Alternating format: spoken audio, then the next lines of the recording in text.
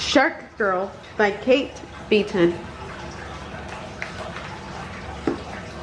She was a little shark girl, part human and part shark. She never paid much attention to the human part, since the ocean was her home, and she had no troubles in her life at all. Until the day she got caught. She saw in the net little fish that humans like to eat, but there were also many fish like herself that they did not eat. The creatures could all die and be thrown away for no reason. Unless, thought the little shark girl, there has been a mistake. But when the net was hauled up to the fishing boat, she looked at Captain Barrett, and she knew there was no mistake. "Not him!" cried the little stingray. "Oh, we are done for. This is the end." The end? No, not for her. And a new feeling swelled in the little shark girl's heart. It was a powerful feeling. For the first time ever, she had a truly human feeling. It was a feeling for revenge.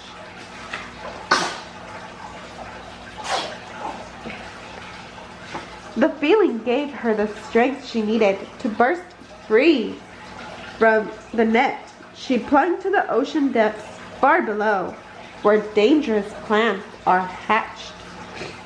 Mutiny, that was a good plan. Take the captain's crew. Take his ship. The sea witch thought it was a good plan too. Sea witches are half human themselves. They live for drama. They live for drama.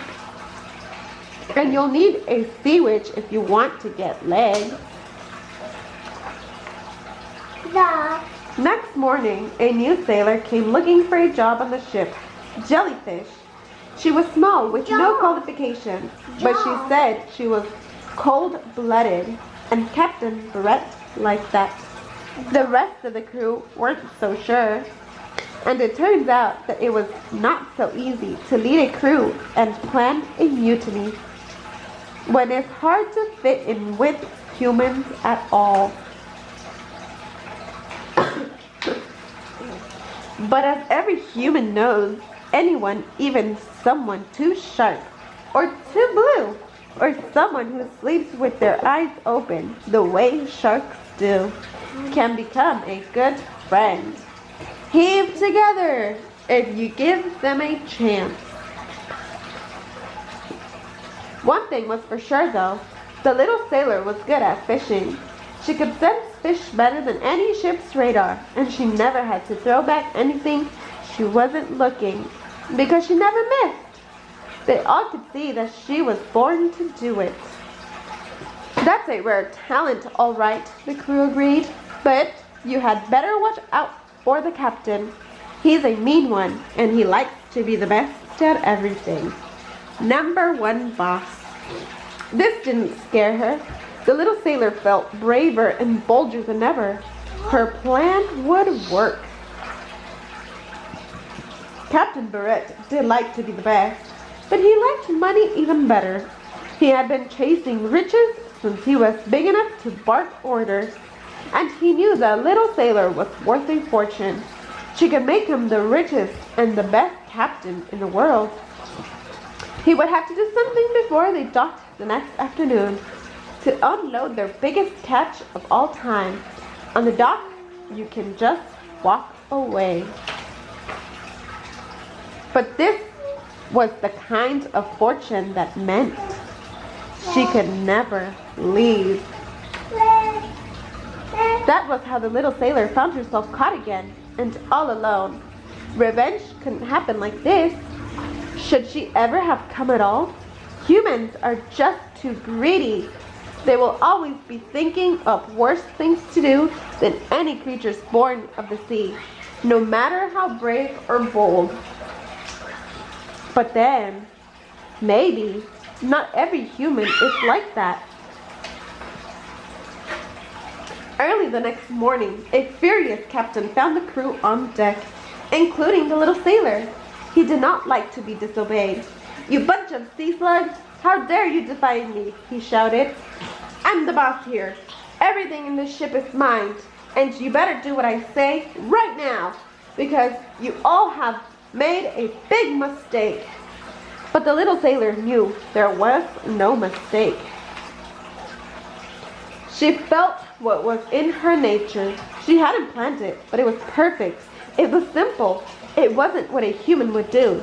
It was what a shark would do. And Captain Barrett should never have provoked a shark. Chomp! Yuck! This was the nastiest thing she had ever bitten. It was the flavor of an old hairy arm with a wrinkled tattoo. No wonder sharks don't like to eat people. Gross, she said. And that was all. Now the sea called out to her. She was a little sailor no more, but her true self once again. The crew cheered, and she strode across the deck like the shark she was. Into the ocean, Shark Girl leaped. No! Poof! Bye! Behind her, on board, her plan worked anyway. Mutiny! Captain Barrett will never return to sea. No fortune is worth a shark eating you up, he thinks. He doesn't need to know that a shark won't ever even fight you twice if they think you taste gross.